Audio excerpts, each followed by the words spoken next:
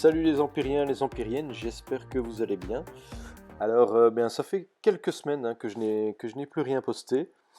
Euh, Simplement dû au fait que j'ai passé beaucoup d'heures sur ma bicyclette. Je m'entraînais pour un petit défi sportif qui aura lieu ce dimanche. Donc voilà, ici la condition est au top. Je me laisse un peu de repos jusque-là. Entre-temps, bah, j'ai eu aussi pas mal de boulot, donc voilà, les semaines ont vite défilé, un peu comme tous les nouveaux événements qui ont eu lieu ces derniers temps. Et donc du coup, dans cette vidéo, je vais vous présenter deux héros qu'on ne voit pas si souvent que cela, et que j'ai réussi à avoir à travers donc ces derniers événements qui sont sortis. Euh, Il y a Arco au niveau des gargouilles, la gargouille verte, et Zhang Fei, le guerrier jaune des trois royaumes. Alors on va les analyser vraiment très rapidement. Clairement, donc Zhang Fei, c'est un bon guerrier, quoi, hein. Donc la classe des combattants, le bonus de famille pour rappel, à partir d'un héros présent dans l'équipe. Donc il a 2% de chance de récupérer du mana à chaque fois qu'un sbire est invoqué sur lui. Et il récupère 2% de points de vie à chaque fois qu'un sbire est invoqué sur lui également. Bon, c'est pas ça qui va vraiment faire changer le truc, mais bon voilà. Et puis il y a également un boost moral. Les héros appartenant à la famille royaume ainsi que ceux qui combattent à leur côté reçoivent les avantages suivants dans la guerre des trois royaumes, hein, plus 10% d'attaque, 3% de défense et 7% de santé. Donc, bah voilà, quand vous êtes dans l'événement, ça peut toujours être un plus. Alors, qu'est-ce qu'il fait exactement? Une attaque de 1025, une défense de 904 et 1612 points de vie. Vous voyez, hein, je l'ai limite breaké et il est full emblémé. Euh, Sa capacité spéciale est rapide, il inflige 530% de dégâts à la cible, donc c'est vraiment un très très gros sniper, hein. Et tous les alliés envoient les effets négatifs qui affectent la défense à l'attaquant pendant 3 tours. Cet effet ne peut pas être contourné. Donc ça, c'est assez sympa. Alors, je vous préviens tout de suite que on ne renvoie que l'effet négatif, c'est-à-dire que le casse-défense. Des personnages comme, vous allez le voir, hein, je vais vous montrer quelques petites séquences vidéo, mais des personnages comme Frigg, Morel, etc., qui infligent des dégâts et qui infligent un casse-défense, donc l'équipe va se prendre les dégâts, mais l'équipe va renvoyer le, le casse-défense. Voilà, donc ça c'est toujours bon à prendre. Alors, je vais vous montrer ça en vidéo tout de suite. Donc on le voit, hein, ici mon Zhang Fei est prêt. Je vais l'envoyer sur Xnolfod. Comme vous voyez, 988 points de dégâts. Euh, le Xnolfod à la base n'avait pas de baisse de défense sur lui. Donc voilà. Ici, comme vous pouvez le voir, l'équipe possède le renvoi de casse-def, hein. Boum, bon, là, je vais manger, hein, voilà, je mange du Wolfgang, et puis c'est maintenant que c'est intéressant, puisque Morel est chargé en face, donc je vais balancer des tuiles, on s'en fout, c'est pour l'essai. Et là, je vais prendre, voilà, les dégâts, mais si on regarde à Morel, eh bien, il a moins 34% de défense qu'il s'est infligé lui-même. Deuxième exemple ici. Donc je suis avec mon mono jaune. J'affronte une team. Bah voilà, il y a deux mauves en face. Mais il y a surtout donc la verte Sylvaria tout à gauche. Bon, vous voyez déjà que mes tuiles font fort mal, hein. Le tank, enfin Bera est déjà tombé. Euh, voilà, donc là j'essaie de faire remonter du jaune. On va voir donc ces vidéos là. Ici je vais pouvoir charger Zhang Fei avec les trois tuiles qu'on a là sur la gauche. Voilà, à nouveau ici il a une baisse d'attaque, donc je vais le lancer quand même sur le lapin. Et malgré la baisse d'attaque de Vela, ben, on arrive presque à 650 points de dégâts, alors que Beiyong, lui, n'en fait que 318. Alors ici, voilà, pouvoir de la flore, voilà, 525 de dégâts, on prend les dégâts comme d'habitude, mais on renvoie le casse-défense de son ultime. Donc là, je terminais un petit peu, voilà, je vais faire une pause dans la vidéo, et donc là, comme on peut le voir, eh bien, euh, Sylvaria, vous voyez, effet appliqué en dessous, moins 34% de défense, tour restant 3, donc elle s'est auto-infligé son casse-défense. Donc voilà, personnage assez sympa, le Zhang Fei, franchement j'aime beaucoup. Il a remplacé Devana que j'avais limite breaké aussi bien dans euh, ma défense de tous les jours, tout comme ma défense de GDA. Évidemment pas ma défense de GDA ruée, mais pour tous les autres modes de GDA, il est rentré dans l'équipe et depuis j'obtiens de très très bons résultats. Je me fais pratiquement plus jamais OS. Je pense qu'il demande peut-être aux gens finalement d'adapter un petit peu leurs équipes d'attaque parce que le fait de renvoyer un casse-def, ça peut quand même être assez violent. Alors il ne le renvoie que à la personne qui envoie le casse-défense, donc par exemple Morel ou Frigg qui envoie un casse-défense à toute l'équipe adverse, eh bien il n'y a que Morel ou que Frigg qui prend le casse-défense, les autres pas. Mais voilà, ça reste quand même assez embêtant.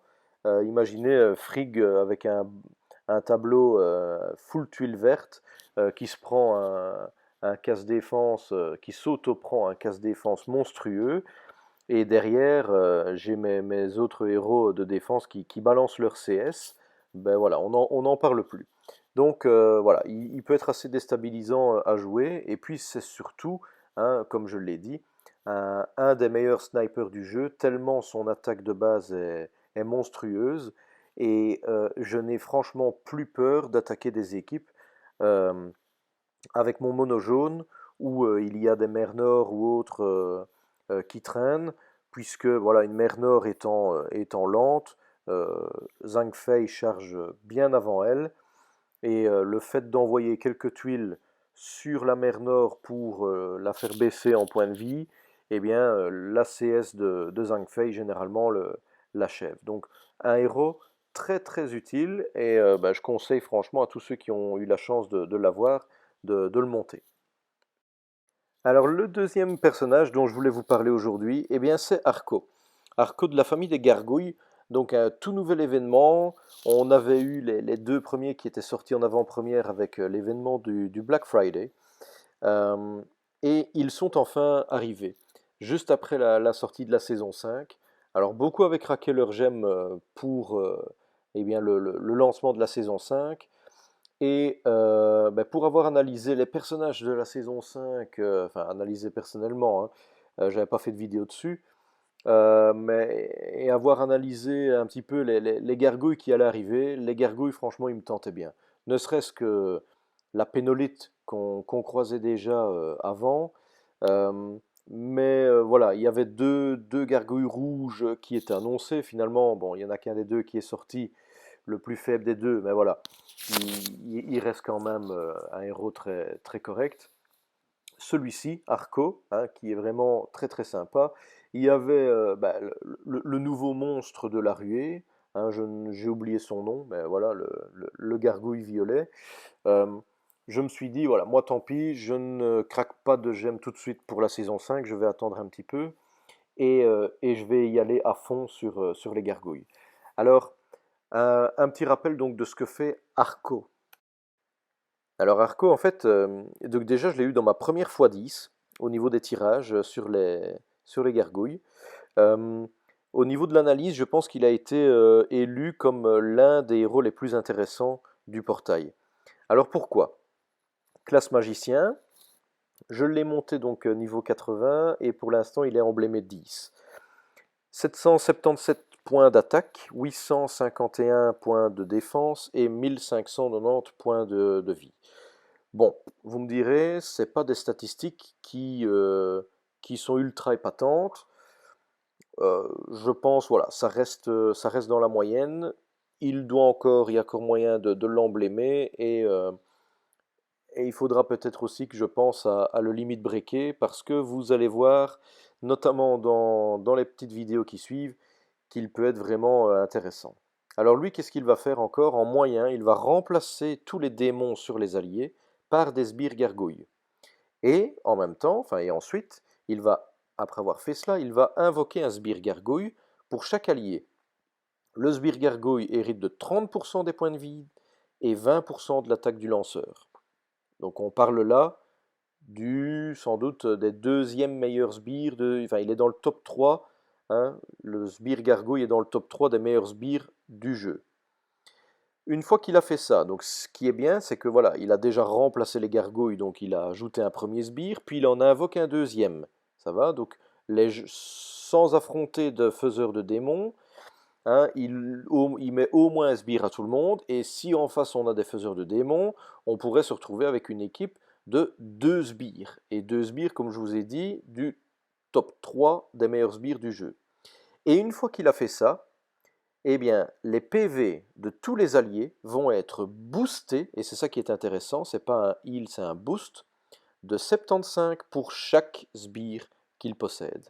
Et vous allez voir à quelle vitesse les points de vie, dans les vidéos qui vont suivre, vont être boostés. Mais avant ça, donc tout comme les nouveaux héros, euh, ils ont des capacités spéciales. Donc, ben, la capacité donc des gargouilles, c'est qu'ils ont la capacité d'avoir la peau de pierre de dragon. C'est-à-dire qu'à chaque fois que le gargouille va utiliser une compétence spéciale, sa peau de pierre va devenir plus dure et les 3 prochaines attaques qu'elle subit infligent des dégâts réduits à 1. Cet effet ne peut être dissipé. Donc dès qu'il va déclencher sa capacité spéciale, les 3 tuiles suivantes qui tomberont dessus ne causeront qu'un seul dégât. Si ce n'est pas une tuile qui part dessus, mais une compétence spéciale, voire 3 compétences spéciales, eh bien, les 3 compétences spéciales n'infligeront que un dégât. Donc, je vous ai parlé d'une compétence spéciale, hein, de Zhang Fei qui faisait très mal. Vous avez 3 Zhang Fei qui l'attaquent alors qu'il vient de déclencher sa CS. Au lieu de faire 3 fois 1000 de dégâts, eh bien, il y aura 3 fois 1 dégât. Donc, c'est vraiment quelque chose déjà d'extraordinaire d'un point de vue défensif. Et enfin, donc une dernière petite chose, c'est le bonus famille. Donc, à chaque fois que, il y a un, deux ou trois héros appartenant à la famille, donc les gargouilles deviendront insensibles aux dégâts de poison s'ils sont seuls, s'ils sont par deux, poison et brûlure, et s'ils sont trois, poison, brûlure et dégâts d'eau. Donc lui, en étant seul dans l'équipe, il est déjà insensible à tous les dégâts de poison euh, qu'on pourrait lui infliger. Donc les dots des sbires de Bera, les Sartana et compagnie, il sent rien. Alors dans cette première vidéo, je vous demande d'analyser un petit peu. Donc vous voyez, j'ai deux démons sur moi, des points de vie assez bas. Je lance Arco, et là, vous voyez un petit peu dans quelle situation je me retrouve. Comme vous pouvez le voir, hein, donc la puissance des gargouilles, hein, 508 points de vie. Alors je vais repasser la vidéo et je vous demande de vous concentrer sur Pengi, qui commence avec 842 points de vie et 3 démons. On se dit c'est mal barré. Je lance Arco, et là il passe de 842 points de vie à 2081 points de vie et 3 sbires de 508 points de vie. C'est un soin qui est absolument colossal. Il va apporter une protection extrême à l'équipe. Alors, vous voyez comme j'avais construit, hein, l'équipe. Je joue beaucoup en mono, hein, depuis plusieurs mois. Mais ces nouveaux personnages vont tout doucement, je pense, m'ouvrir.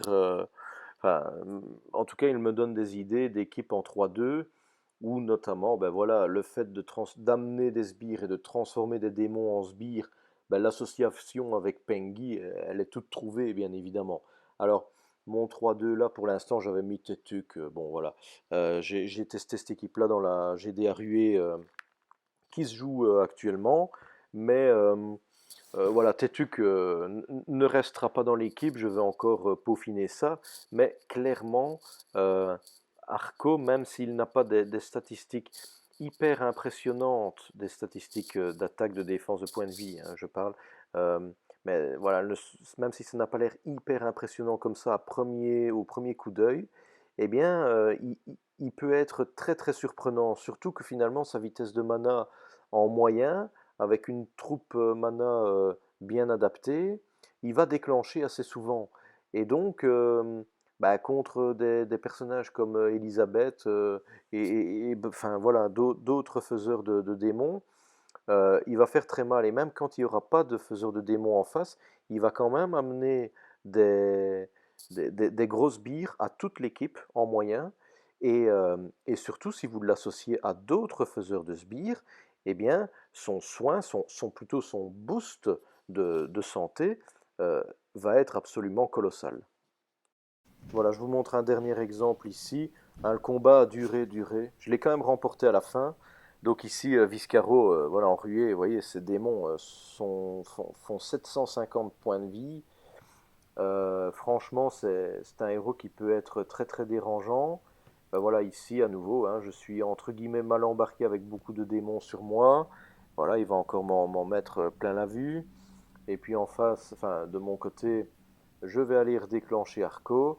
Et puis, ben voilà, comme vous pouvez le voir, je me retrouve avec une équipe, une mer Nord qui a 3412 points de vie, un Pengi pratiquement même chose, même Tetuk qui a 2656 points de vie pour un 4 étoiles. Enfin, je veux dire, c'est absolument énorme. Et à cela, vous ajoutez encore les sbires, hein, comme je l'ai dit, trois sbires sur la tronche qui font comme ça 508 PV. Euh, Bah, je vais terminer de l'emblémer, hein, Arco. Hein, voilà, je viens de le monter aujourd'hui en fait, hein, donc c'était une première. Je vais continuer de l'emblémer et je pense franchement que je vais le limite breaker. Je vous laisse imaginer à ce moment-là les sbires, le nombre de points de vie qu'auront les sbires hein, une fois qu'il sera au top. Euh, et au-delà de ça, donc au-delà d'avoir donc des sbires qui jouent vraiment ce rôle de protection, ce premier rôle de heal en soi, hein, quand on a trois sbires sur la tronche qui font 508 points de vie chacun, vous avez déjà 1500 points de vie de sbires à faire tomber, et puis vous avez son boost de soins en plus. Donc je pense que si vous n'avez pas des héros euh, qui attaquent qui ont la capacité d'infliger des dégâts supplémentaires euh, contre une équipe à la santé boostée, vous allez avoir un combat qui va durer une éternité. Parce qu'il ne faut pas oublier, comme je l'ai dit, que Arco est un héros qui déclenche en moyen.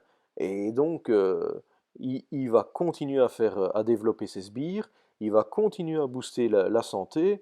Euh, je pense que ça va être un enfer euh, et je le vois fort bien en tank, hein. Honnêtement, il faudra voir un petit peu ce qu'il donne, parce que, bon, clairement, voilà, ses statistiques de base, euh, je crois soit il risque de tomber très vite, hein, si vous avez trois quatre tuiles rouges, un mono rouge face à lui, en trois quatre tuiles rouges, il va tomber, bah ouais, clairement. Mais s'il a l'occasion de déclencher, oui, aïe, aïe, le combat, je pense qu'il va durer un bon moment. Donc voilà, je pense que je vais avoir je vais bien me marrer avec lui. Je suis content de l'avoir eu.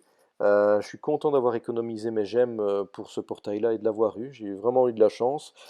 Essayer de développer donc une bonne équipe avec une bonne synergie autour de lui. Et je crois que c'est une équipe du moins une équipe d'attaque qui perdra très peu de raids. Et pour terminer cette pizza info, eh bien, je vous ai trouvé une petite vidéo, eh bien, tout simplement pour vous rappeler que il faut pas faire chier les chefs d'alliance. Même quand on est au boulot, ils viennent vous rappeler qu'il faut taper le titan. Comme cette jeune chanteuse en plein concert, on lui dit: «Hé Janine, t'as pas frappé le titan, tu veux bien faire ça tout de suite?» Et elle s'y met, comme vous pouvez le voir, elle frappe le titan en plein milieu de son concert. C'est pas beau ça? Allez, bravo Janine. Ça sent le combo. Elle a l'air contente, elle a touché son micro. Bon, du coup, je vais vous laisser là, hein. J'espère que la vidéo vous a intéressé, que vous avez trouvé ça cool. Aussi cool que mon Arco, hein, donc la star des gargouilles, je pense, du dernier portail, l'une des stars, on va dire, mais vraiment très, très intéressant et surtout avec une CS qui est très bien construite parce que c'est pas toujours le cas quand on a une CS qui se décompose point par point. Ici, tout est vraiment placé dans le bon ordre. On remplace les démons par des sbires, on crée des sbires supplémentaires et puis après, on booste la santé de tous les alliés par le nombre de sbires présents sur le terrain. Franchement, je trouve ça, il va être incroyable. Ça annonce vraiment des combats à rallonge et des gens qui vont, à mon avis, qui vont balancer leur téléphone par la fenêtre. C'est déjà arrivé chez moi. Il y a de ça une petite année, je pense. Mon GSM avait atterri à l'autre bout du jardin. Voilà, depuis je relativise un petit peu. Voilà, j'espère que vos derniers tirages se sont aussi bien passés que les miens, on va dire. Et voilà, j'ai été ravi de pouvoir refaire une vidéo. J'espère en refaire encore rapidement pour vous montrer d'autres petits trucs et astuces avec ce que j'ai pu découvrir des personnages de mon deck. Allez, sur ce, je vous laisse. À plus.